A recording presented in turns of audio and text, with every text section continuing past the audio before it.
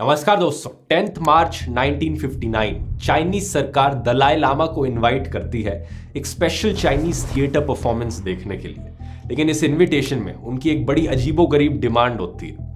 वो कहते हैं कि दलाई लामा आए हमारी इस परफॉर्मेंस को देखें, लेकिन वो बिना बॉडीगार्ड्स के आए। ये सुनकर लोग बड़े चौकन्ने हो जाते हैं। तिब्बत के लोगों को लगता है क्या चाइनीज सरकार यहाँ पर दलाई लामा को किडनैप करने वाली है, अरेस्ट करने वाली है या फिर उन्हें मारने वाली है। असल में बात क्या थी, इससे कुछ ही दिन पहले चाइनीज सरकार ने अपने सोल्जर्स को भेजा था तिब्बत की राजधानी लासा में, और अब इस पूरे शहर को चारों तरफ से चाइनीज सोल्जर्स के द्वारा घेरा जा चुका था। दलाई लामा यही रहते थे, इसी शहर में। इनका घर ये सुंदर सा किला था, द पोटला पैलेस। दलाई लामा के फॉलोअर्स और तिब्बत की जनता को जैसे ही खबर पता चली इस इनविटेशन की, एक बड़ी अपराइजिंग देखने को मिली। लोग अपने घरों से बाहर निकले और इस पैलेस के चारों तरफ जाकर बैठ गए। वो हर हालत में अपने लीडर को प्रोटेक्ट करने के लिए तैयार थे। तनाव बढ़ने लगा। चाइनीज अथॉरिटीज और दलाई लामा की सरकार के बीच में जो कम्युनिकेशन चल रहा था वो टूट गया।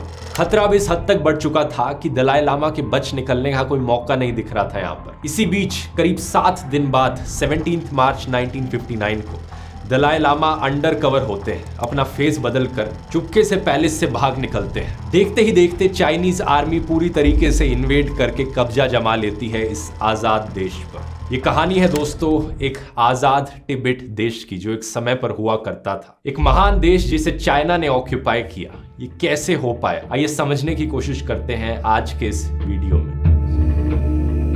High in the Himalayas, Tibet has through the centuries preserved its own ways and customs. Tibet's religious tradition is personified by the Dalai Lama, revered by his people as the living Buddha.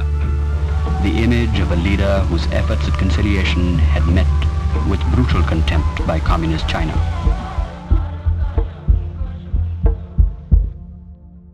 दोस्तों इतिहास में जाएं तो तिब्बत के 3 provinces हुआ करते थे। नक्शे में देखिए, वूसांग, आमदो और खाम। ये सारे तिब्बतन एम्पायर के समय से एग्जिस्ट करते थे। कंबाइंड अगर इन तीनों प्रोविंसेस का एरिया मिलाओगे तो बहुत बड़ा एरिया बनता है, almost 2.5 million square kilometres. Archaeological evidence हमें दिखाता है कि इंसान 4000-5000 साल पहले से ही एक्चुअली में ईस्टर्न तिब्बत के एरियाज में रहने लग रहे थे। तिब्बतन सिविलाइजेशन एक्चुअली में बहुत पुरानी है, लेकिन इस पूरे एरिया को यूनिफाई किया गया था 7th सेंचुरी एडी के अराउंड यारलंग डायनेस्टी के द्वारा। ये किया था नामरी सोंगसंग और उनके बेटे सोंगसंग गाम्पो ने, जिन्हें क्रेडिट दिया जाता है as the founder of Tibetan empire. इसी दौरान चाइना और तिब्बत के बीच में बॉर्डर डिस्प्यूट्स भी शुरू होने लगते हैं। चाइना से मेरा मतलब है उस समय जो चाइना में किंगडम था और उस समय जो तिब्बत में किंगडम था, उनके बीच में बॉर्डर डिस्प्यूट्स होते हैं। लेकिन साल 821 में एक फॉर्मल पीस ट्रीटी साइन करी जाती है चाइनीज और तिब्बतन किंगडम्स के बीच में, ताकि बॉर्डर क्लियरली डिफाइंड हो और ये इंश्योर किया जाता है इससे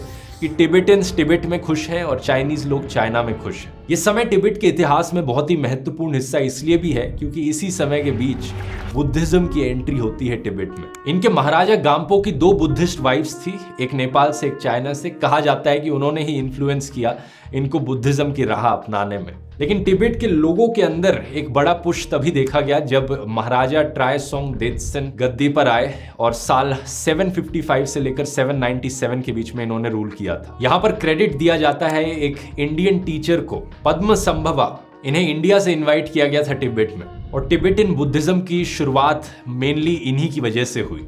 जो तिब्बतन से आज के दिन वो इन्हें गुरु रिनपोचे करके बुलाते हैं। इसी बीच नालंदा यूनिवर्सिटी के हेड शांत रक्षिता को भी इनवाइट किया गया था तिब्बत में बुद्धिज्म सिखाने के लिए।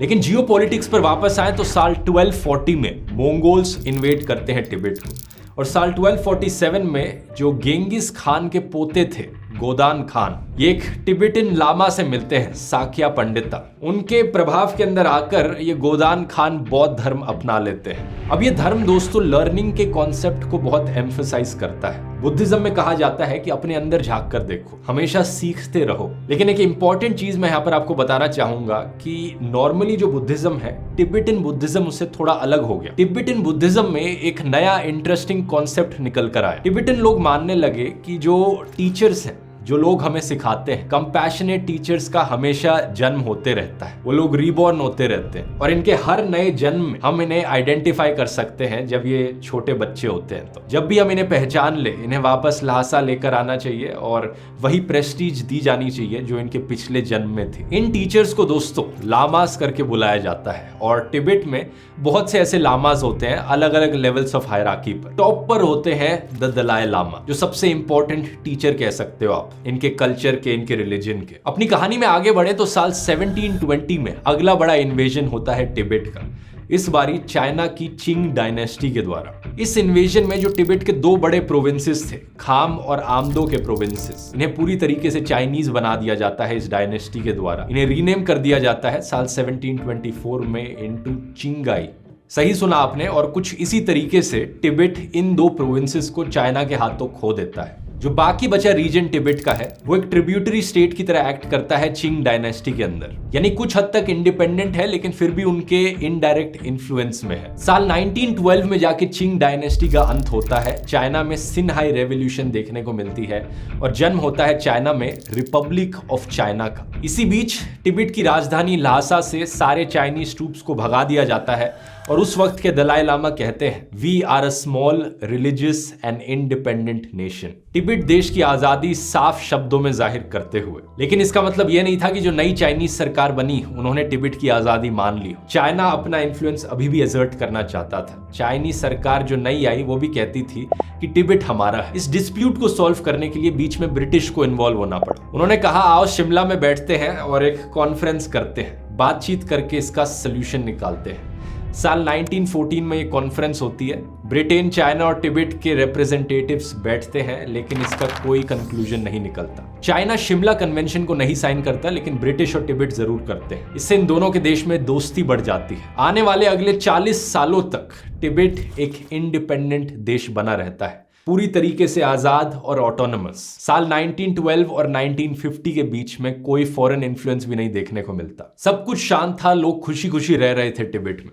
लेकिन फिर आता है हमारी कहानी में एक बड़ा ट्विस्ट साल 1949 में। माओ जेडोंग के अंडर कम्युनिस्ट रेवोल्यूशन देखने को मिलती है चाइना में। आरओसी की सरकार को धकेल दिया जाता है ताइवान में और जन्म होता है पीपल्स रिपब्लिक ऑफ चाइना का, यानी पीआरसी। इसकी बात डिटेल में वैसे मैंने ताइवान वाले वीडियो में करी है। माओ जेडोंग की पीपल्स लिबरेशन आर्मी आरओसी की आर्मी को हराती है और आज जिस हम चाइना को जानते हैं उस चाइना का जन्म होता है। माओ जेडोंग धमकी देते हैं तिब्बत को कि वो लिबरेट करेंगे तिब्बत को और मदरलैंड से इंटीग्रेट करेंगे। साल 1950 में रेडियो बीजिंग पर एक अनाउंसमेंट करी जाती है, the task of the People's Liberation Army for 1950 is to liberate Tibet. यानी इस साल के लिए हमारी आर्मी का मकसद है तिब्बत की liberation.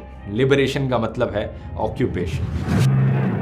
Mao revived China's old imperial ambitions to impose its sovereignty on Tibet, to force the Tibetan authorities to admit that the Chinese forces marching upon their country were not an army of conquerors, but an army of liberation from Western imperialism. Mao Zedong कट्टर communist थे। ये हर तरीके के धर्म के सख्त खिलाफ थे। ये कोई रिलीजन, कोई हायरार्कीज नहीं चाहते थे और ये मानते थे कि तिब्बत चाइना का एक हिस्सा है। इनकी जीत के समय तिब्बत में एक बहुत ही इंपॉर्टेंट इंसान ने इन्हें अपना सपोर्ट जताया, द 10th पैंचेन लामा। अब मैंने आपको बताया था दलाई लामा बिल्कुल टॉप ऑफ दी हायरार्की में होते हैं। तिब्बतन बुद्धिज्म में दलाई लामा को टॉप पर माना जाता है। पैंचेन लामा दोस्तों एक्चुअली में इमीडिएट सबऑर्डिनेट होते हैं दलाई लामा के, तो सेकंड नंबर पे ये आते हैं। उस वक्त के जो पैंचेन लामा थे उन्होंने कहा, हमें बड़ी एक्साइटमेंट हुई है देखकर कि पीपल्स लिबरेशन आर्मी की जीत हो गई है चाइना में। हम तिब्बत की लिबरेशन चाहते हैं। On the behalf of entire Tibetan people, please accept my supreme respect and support. आप सोचोगे ये क्या ट्विस्ट आ गया कहानी में, तिब्बत के लामा क्यों सपोर्ट करने लग रहे हैं चाइनीज कम्युनिस्ट सरकार को? इसके पीछे एक सिंपल सा रीजन है दोस्त। एक्चुअली में ये जो 10th पैंचेन लामा थे, इन्हें ये पोजीशन दी गई थी रिपब्लिक ऑफ चाइना की सरकार के द्वारा। ल्हासा में बैठी सरकार की चॉइस कोई और थी, लेकिन आरओसी की सरकार ने किसी और इंसान को ये लामा की पोजीशन दे दी थी। आरओसी ने ऐसा इसलिए किया था ताकि ये एक ऑपोजिशन की तरह उभर कर आए पीआरसी के खिलाफ। लेकिन 1949 में जब माओ की पीआरसी की जीत होती है तो ये पीआरसी को सपोर्ट करने लग जाते हैं। बेसिकली ये एक चाइनीज पपेट थे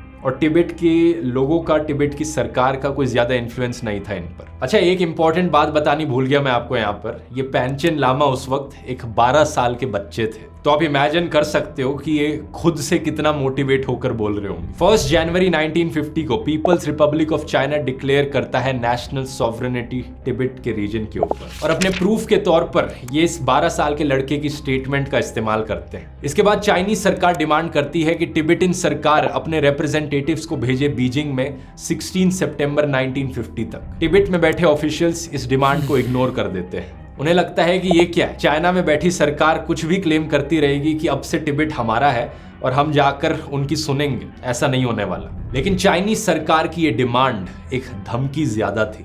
सिर्फ 1 महीने के अंदर अंदर 7 अक्टूबर 1950 को चाइनीज आर्मी के सोल्जर्स टिबेट के अंदर घुस जाते हैं। The troops came from all over. Yangtze नदी को क्रॉस करते हुए टिबेट के ये ईस्टर्न प्रोविंस में घुसते हैं और कामदो शहर को 2 हफ्ते के अंदर कैप्चर कर लेते हैं। एस्टिमेट किया जाता है कि करीब 40,000 से लेकर 80,000 सोल्जर्स से चाइनीज आर्मी के। इमेजिन कीजिए, उस वक्त पूरे टिबेट के देश की पॉपुलेशन ही सिर्फ 1 मिलियन थी। इतना बड़ा एरिया जिसमें इतनी लो डेंसिटी में लोग रहने लग रहे थे। ऐसे एरिया में एक शहर में अगर आप 40,000 80,000 लोगों की आर्मी भेजोगे, इतने ब्रूट फोर्स से इन्होंने इन्वेड किया। इस इन्वेजन के बाद हंगामा मच जाता है टिबेट में, तनाव बढ़ने लगता है। जो 14th दलाई लामा थे, उन्हें बड़ी ही कम उम्र पर एक हेड ऑफ स्टेट बनना पड़ता है टिबेट का, सिर्फ 15 साल की एज पर। टिबेटन्स के पर्सपेक्टिव से करना बहुत ज़रूरी था, क्योंकि टिबेट के अंदर दलाई लामा का फिगर एक बहुत ही इंपॉर्टेंट फिगर है, सबसे इंपॉर्टेंट स्पिरिचुअल फिगर और उनके लीडर है। और अगर लीडर की पोजीशन ही खाली होती तो लोग कैसे मोटिवेटेड फील करते। 15 साल के दलाई लामा इस इशू को लेकर यूनाइटेड नेशंस तक पहुंच जाते हैं। यूनाइटेड नेशंस की जनरल असेंबली में इस इन्वेजन पर चर्चा करी जाती है और 18 नवंबर 1950 को यूनाइटेड नेशंस ऑफिशियली कंडेम करता है इस चाइनीज इन्वेजन को। पर यूनाइटेड नेशंस के पास अपनी कोई आर्मी तो है नहीं कि वो चाइना में भेजेगा और चाइना के अगेंस्ट फाइट कर पाए, तो ग्राउंड पर ज्यादा कुछ बदलता नहीं। लेकिन चाइना की स्ट्रैटेजी में एक बदलाव जरूर देखने को मिलता है। इवन दो चाइनीज मिलिट्री एक बहुत ही एडवांटेजियस पोजीशन पर थी, उन्होंने ऑलमोस्ट टोटल कंट्रोल एस्टैब्लिश कर रखा था। चाइना बाकी दुनिया को दिखाना चाहता है कि यहाँ पर कोई जबरदस्ती हम ऑक्यूपाई नहीं कर रहे, तो दिखावे के तौर पर अपनी लेजिटिमेसी बनाए रखने के लिए चाइना टिबेट के ऑफिशियल्स को बुलाता है नेगोशिएट करने के लिए। इसी को लेकर 1951 में टिबेट अपनी एक डेलीगेशन भेजता है बीजिंग में, लेकिन बीजिंग पहुंचकर चाइनीज सरकार एक लंबा डॉक्यूमेंट दिखा देती है उन्हें और कहती है कि साइन करो, ये है हमारा एग्रीमेंट और तुम्हें साइन करना पड़ेगा। उस डेलीगेशन को कोई मौका नहीं मिल पाता दलाई लामा से कंसल्ट करने का या टिबेट में बैठी सरकार से कंसल्ट करने का, उन्हें मजबूरन साइन करना पड़ता है डॉक्यूमेंट। क्या होता है डॉक्यूमेंट?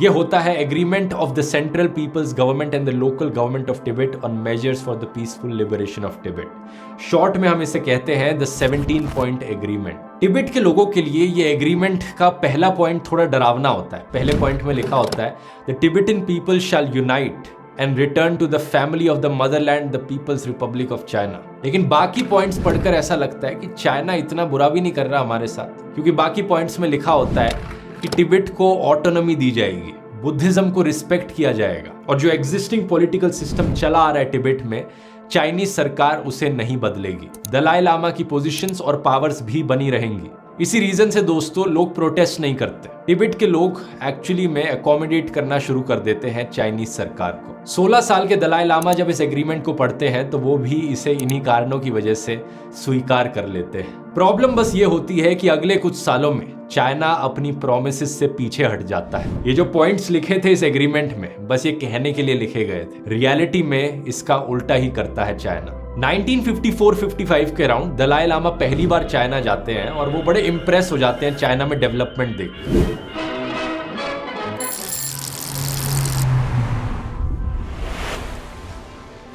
इतनी बड़ी बड़ी इंडस्ट्रीज, इतना बढ़िया ट्रांसपोर्ट, इतना अच्छा इंफ्रास्ट्रक्चर, उन्हें लगता है कि चाइना से बहुत कुछ सीखने को है। लेकिन वो इस बात से बेखबर थे कि ये सब चाइना की एक स्ट्रैटेजी थी, ये चाइना के री एजुकेशन प्लान्स की पहली स्टेप्स थी। इन सालों के बीच चाइनीज सरकार कई टिबेटन ऑफिशियल्स को, टिबेट के लोगों को इन्वाइट करती है कि आओ चाइना में देखो कितनी डेवलपमेंट देखने को मिल रही है, तुम्हें भी चाइना जैसा बनना चाहिए। कई लामाज और लोगों को इन्विटेशंस दिए जाते हैं इनके पॉलिटिकल एजुकेशन प्रोग्राम्स ज्वाइन करने के लिए। असलियत में इन री एजुकेशन प्लान्स का मकसद कई सालों बाद जाकर पता चलता है। माओ जेडोंग मानते थे 1 कंट्री 1 कल्चर 1 नेशन। ये इतने कट्टर थे इन चीजों को लेकर कि पूरे चाइना के देश में एक ही कल्चर होना चाहिए, सब लोग एक ही चीज में विश्वास रखें, किसी भी तरीके की डाइवर्सिटी ये टॉलरेट नहीं कर सकते थे। और यहां पर ये लोगों को एक तरीके से कन्वर्ट करने की कोशिश कर रहे थे।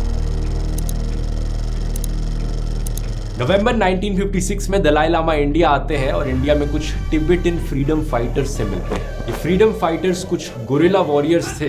इन्हें पता चलता है कि तिब्बत में कुछ गुरिल्ला वॉरियर्स हैं जो लोग खुद से हथियार उठा रहे हैं और चाइनीज ऑक्यूपेशन के खिलाफ लड़ने की कोशिश कर रहे हैं। इनसे बात करने के बाद दलाई लामा की आंखें खुल जाती हैं। इन्हें पता चलता है कि चाइना एक्चुअली में क्या कर रहा है यहाँ।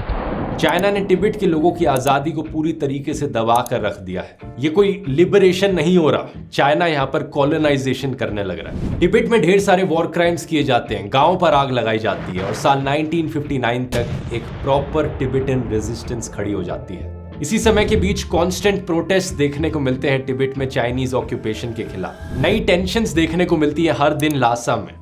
और ये वही टाइम था दोस्तों जब चाइनीज सरकार दलाई लामा को इनवाइट करती है कि आओ चाइना में एक स्पेशल थिएटर परफॉर्मेंस देखने के लिए, लेकिन अपने बॉडीगार्ड्स के बिना आओ। इस चीज की बात मैंने वीडियो के शुरू में करी थी। चाइनीज आर्मी लासा को घेर लेती है और तिब्बत की जनता दलाई लामा के पैलेस के बाहर खड़ी हो जाती है दलाई लामा को बचाने के लिए। इनके एक एडवाइजर थे यहाँ पर जिन्हें द स्टेट ओरेकल कहते हैं। दलाई लामा ने जब पिछली 2 बार ओरेकल से पूछा था कि इस सिचुएशन में क्या करना चाहिए, तो इन दोनों टाइम ओरेकल ने कहा था कि यहीं बने रहो और नेगोशिएट करते रहो। लेकिन इस बारी ओरेकल कहते हैं गो टुनाइट, आज रात ही यहाँ से भाग जाओ अगर जिंदा रहना है तो। 17 मार्च 1959 की बात है। लासा में हंगामा मच चुका था। दलाई लामा अपनी ऑटोबायोग्राफी में बताते हैं कि कैसे ओरेकल मेडिटेट करने लग रहे थे। अचानक से एक पेन छीनते हैं और पेपर पर आउटलाइंस बनाते हैं। इस पेपर पर ये ड्राइंग करके दिखाते हैं कि एग्जैक्टली कैसे और कहाँ दलाई लामा को भागना चाहिए। जैसे ही ओरेकल ये एडवाइस दे रहे होते हैं, इसी बीच 2 बड़े धमाके होते हैं। लासा के ज्वेल पार्क के पास 2 बम की आवाज सुनाई देती है। दलाई लामा अपना फेस बदलकर चुपके से भागते हैं पैलेस से। उनके साथ उनकी माँ, उनकी बहन, उनका छोटा भाई और कुछ टॉप ऑफिशियल्स। किसी तरीके से आर्मी से बचते हुए ये रास्ता ढूंढते हैं लासा शहर के बाहर। जैसे ही चाइनीज सरकार को इसके बारे में पता चलता है, वो मिलिट्री प्लेन्स भेजना शुरू कर देती है। सर्च पार्टीज भेजी जाती हैं कि पता लगाओ दलाई लामा कहाँ भागे हैं। मिलिट्री प्लेन्स दिन भर तलाशी लेने लग जाते हैं दलाई लामा की खोज में। और आप जानते हैं दोस्तों कि कैसे तिब्बत का जो लैंडस्केप है वो काफी ओपन है, ज्यादा पेड़ पौधे नहीं उगते वहां पर। वहां छुपना बहुत मुश्किल है किसी से भी। ऐसे केस में बचने का एक ही तरीका था कि सिर्फ रात को ट्रैवल किया जाए। कई रातों तक पैदल चलते चलते ये पहुंचते हैं ईस्टर्न हिमालय की पहाड़ियों में। एक पॉइंट ऑफ टाइम पर बहुत ही पास आ गए थे चाइनीज मिलिट्री के हवाई जहाज इनके। इतने करीब से गुजरे कि इन्हें लगा इनका तो दी एंड हो गया है, क्योंकि कोई छुपने की जगह नहीं बची थी। लेकिन चांस की बात थी कि उन प्लेन्स ने इन्हें नहीं देखा और सामने से ही गुजर गए। इस लंबे सफर में खाने के लिए ज्यादा ऑप्शंस नहीं मिलते, उन्हें कीड़े मकोड़ों से गुजारा चलाना पड़ता है। याद रखिए ये रॉयल फैमिली थी तिब्बत की, तो इन्हें अपनी पूरी जिंदगी में इन्हें बड़ा ही आलीशान खाना दिया जाता था। और यहाँ पर अब एक अचानक से ऐसे सफर पर चल रहे हैं जहाँ कोई ढंग का खाना नहीं, कोई रहने की जगह नहीं और कॉन्स्टेंटली भागते रहना। इस सफर में इन्हें एक बड़े ही अनएक्सपेक्टेड जगह से मदद मिलती है, CIA। सही सुना दोस्तों आपने, अमेरिका की सेंट्रल इंटेलिजेंस एजेंसी। बात क्या थी, CIA ने अपने एजेंट्स को ऑलरेडी स्टेशन कर रखा था इंडिया और तिब्बत में। अमेरिका को लगता था कहीं वर्ल्ड वॉर 3 का खतरा ना हो। यहाँ पर कोल्ड वॉर भी चलने लग रही थी और चाइना सोवियत यूनियन का एक एलाय था। तो डिप्लोमेटिक रीजंस की वजह से इंडिया ने भी CIA की प्रेजेंस को यहाँ पर अलाउ कर रखा था। और CIA के ऑपरेटिव्स एक्चुअली में तिब्बत के लोगों को भी ट्रेनिंग देने लग रहे थे गोरिल्ला वॉरफेयर में।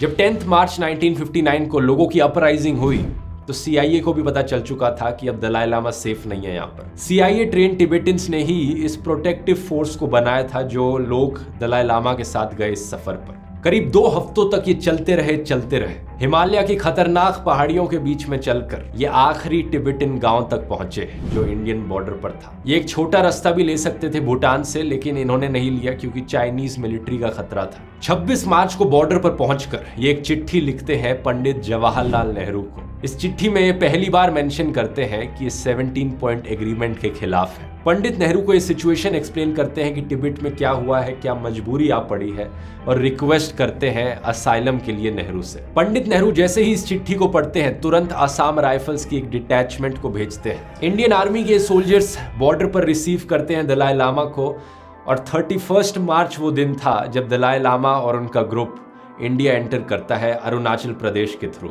सेम दिन पंडित नेहरू अनाउंसमेंट करते हैं इंडियन पार्लियामेंट में कि दलाई लामा को रिस्पेक्ट के साथ ट्रीट किया जाए। 10 मार्च को नेशनल अपराइजिंग डे मनाया जाता है दुनिया भर में रह रहे टिबेटन्स के द्वारा। और इस कहानी में तिब्बत का क्या होता है? 25 मार्च 1959 चाइनीज आर्मी लासा के अंदर घुसती है। 28 मार्च को तिब्बतन सरकार को डिसॉल्व कर दिया जाता है, और उसके बाद से चाइना अपना वन नेशन वन कल्चर का आइडिया जबरदस्ती लागू करता है तिब्बत पर। 1965 तक CIA अपनी कोशिश करती है तिब्बतन रेबल्स की मदद करने की, गुरिल्ला वॉरफेयर को सपोर्ट करने की, कि वहां पर एक रेबेलियन हो पाए, चाइनीज आर्मी के खिलाफ लड़ाई करके जीत पाए वो। उन्हें हथियार दिए जाते हैं, ट्रेनिंग दी जाती है, लेकिन ये अनसक्सेसफुल होता है। अमेरिका की गिव अप करने के बाद 1966 के बाद से माओ को खुलेआम मौका मिल जाता है अपना एजेंडा लागू करने का। तो 1966 और 76 के बीच में सबसे बड़ा अटैक देखने को मिलता है तिब्बतन कल्चर पर। बुद्धिस्ट मोनेस्ट्रीज को तबाह किया जाता है, कल्चर साइट्स को खत्म कर दिया जाता है। इन 10 सालों के बीच में करीब 1 मिलियन तिब्बतन्स को या तो मारा जाता है, ओवरवर्क किया जाता है, या फिर भूखे मर जाते हैं वो। 6000 से ज्यादा मोनेस्ट्री और श्राइन्स को डिस्ट्रॉय किया गया है। इसी बीच पहले फैमिन्स देखे जाते हैं तिब्बत के एरिया में, जहां पर आज तक कोई भूखमरी नहीं हुई थी इन द रिकॉर्डेड हिस्ट्री। लेकिन चाइना के ऑक्यूपेशन के बाद 3 लाख लोग मारे जाते हैं भूखमरी की वजह से। तिब्बत के नेचुरल रिसोर्सेज को भी बुरी तरीके से एक्सप्लॉइट किया जाता है। जितने भी फॉरेस्ट वहां पर थे उनमें से 80% डिस्ट्रॉय हो जाते हैं। चाइनीज सरकार न्यूक्लियर और टॉक्सिक वेस्ट को भी तिब्बत में डिस्पोज ऑफ करती है। नतीजा ये कि आज के दिन तक एक्चुअली में जो हाईएस्ट पॉवर्टी रेट है वो तिब्बत के रीजन्स में देखने को मिलता है पूरे चाइना में। 34% तिब्बतन्स जो फार्मिंग एरियाज में रह रहे हैं तिब्बत के, वो बिलो पॉवर्टी लाइन है। समय समय पर तिब्बत में अपराइजिंग्स और रेवोल्यूशंस देखने को मिली हैं, जो कि अभी तक अनसक्सेसफुल रही हैं। ऑक्यूपेशन के बाद सबसे बड़े प्रोटेस्ट देखने को मिलते हैं 1987-89 में। सड़कों पे भारी भीड़ आती है प्रोटेस्ट करने के लिए। चाइना में मार्शल लॉ डिक्लेयर कर दिया जाता है, फॉरेन जर्नलिस्ट को बैन कर दिया जाता है तिब्बत से। इनके फेलियर के बाद अगले बड़े प्रोटेस्ट देखने को मिलते हैं साल 2008 में। ये प्रोटेस्ट चाइना की बीजिंग ओलंपिक्स में देखने को मिलते हैं, और साथ ही साथ इन प्रोटेस्ट में 100 से ज्यादा तिब्बतन्स मारे जाते हैं और 1000 के करीब मिसिंग चले जाते हैं। और आने वाला टाइम और भी अनसर्टन है तिब्बतन लोगों के लिए। दलाई लामा की उम्र हो चुकी है आज के दिन 87 ईयर्स एज ऑफ 2022। सवाल ये उठता है कि इनके बाद अगले दलाई लामा कौन बनेंगे? चाइनीज ऑक्यूपेशन के बाद देखा गया है कि जो आखिरी 2 पेंशन लामाज है उन्हें एक्चुअली में चाइनीज के द्वारा ही अपॉइंट किया गया था। 10th पेंशन लामा थे ROC के द्वारा, और PRC ने 11th पेंशन लामा को सिलेक्ट किया था। ऐसे केस में चाइना ऑब्वियसली यहाँ पर अब नेक्स्ट दलाई लामा को अपना पपिट बनाना चाहेगा। इसके सोल्यूशन के तौर पे जो करंट दलाई लामा है उन्होंने कहा है कि अब मौका आ चुका है ये जो सदियों से चला आ रहा ट्रेडिशन है इसे खत्म करने का। इनका कहना है कि अगले दलाई लामा को एक्चुअली में डेमोक्रेटिकली इलेक्ट किया जाना चाहिए, और इनकी ख्वाहिश है कि तिब्बतन लोग ये करें। लेकिन फ्री एंड फेयर इलेक्शंस होना चाइनीज सरकार के अंडर बहुत ही डाउटफुल लगता है। 25 जनवरी को इसी साल चाइना ने एक डायरेक्टिव इशू किया था वर्कर्स को जो तिब्बतन गवर्नमेंट के इंस्टीट्यूशंस के अंदर एम्प्लॉयड थे, कि वो दलाई लामा और उनके फॉलोअर्स को रिजेक्ट करें। चाइनीज सरकार का आज के दिन कहना है कि तिब्बत का मैटर इंटरनल मैटर है चाइना का। ये वही इंटरनल मैटर वाला आर्ग्यूमेंट जो हमेशा उठा दिया जाता है इन डिक्टेटर लोगों के द्वारा। लेकिन इंटरेस्टिंग चीज ये है, जो आप सुनकर शायद हैरान हो जाएंगे, कि तिब्बत इकलौता एरिया नहीं है चाइना में जिसके साथ ये होने लग रहा है। चाइना के नॉर्थ वेस्ट में एरिया है जिंगजियांग का, जहां पर कल्चर अलग था बाकी चाइनीज लोगों से। वहां पर 1 मिलियन से ज्यादा उइगुर मुस्लिम्स को री एजुकेशन कैंप्स में डाला गया है। सेम वही जो तिब्बतन्स के साथ किया जा रहा है। ईस्ट में जाएं तो हांगकांग में यही करने की कोशिश करी जा रही है चाइना के द्वारा। हांगकांग के लोग डेमोक्रेसी चाहते हैं, लिबरल रहना चाहते हैं, वहां पर अपनी बिलीफ्स थोपी जा रही है। इसके अलावा चाइना क्लेम करता है कि ताइवान भी उनका है। तो ओवरऑल जहां जहां डिफरेंट कल्चर देखने को मिल रहा है वहां वहां चाइना की ये पॉलिसी लागू हो रही है। तिब्बत में बुद्धिस्ट के साथ, ऊपर उइगुर मुस्लिम्स के साथ, ईस्ट में हांगकांग के लोगों के साथ। उम्मीद यही है कि ये चाइनीज सरकार किसी दिन फ्यूचर में कमजोर पड़ेगी और इनकी डिक्टेटरशिप के खिलाफ ये सारे रीजन्स साथ में मिलकर रेवोल्यूशन कर पाएंगे और अपनी आजादी पाएंगे। एक अच्छी चीज ये है कि टिबेटन्स को कम से कम इंडिया में अच्छी तरीके से ट्रीट किया जा रहा है। जितनी भी इंडियन सरकारें आई हैं वो काफी हेल्पफुल रही हैं रेफ्यूजीज को लेकर। 1960 में ही कर्नाटका की जो सरकार थी उन्होंने 3000 एकड़ लैंड एलोकेट किया था पहली टिबेटन एग्जाइल सेटलमेंट के लिए। इसके अलावा दिल्ली में भी जैसे मजनू का टिला जो है वो जमीन एलोकेट करी गई थी टिबेटन रेफ्यूजीज के लिए। आज के दिन इंडिया में 1.5 लाख से ज्यादा टिबेटन रेफ्यूजीज हैं। हालांकि इन्हें सिटीजनशिप ऑफर नहीं करी गई है इंडिया की, इनका स्टेटस कभी भी रिवोक किया जा सकता है, लेकिन टेम्पररी शांति से ये एक अच्छी जिंदगी जी रहे हैं। वीडियो पसंद आया तो यहाँ पर क्लिक करके ऐसे ही और वीडियोस देख सकते हैं बड़े हिस्टोरिकल टॉपिक्स पर। बहुत बहुत धन्यवाद।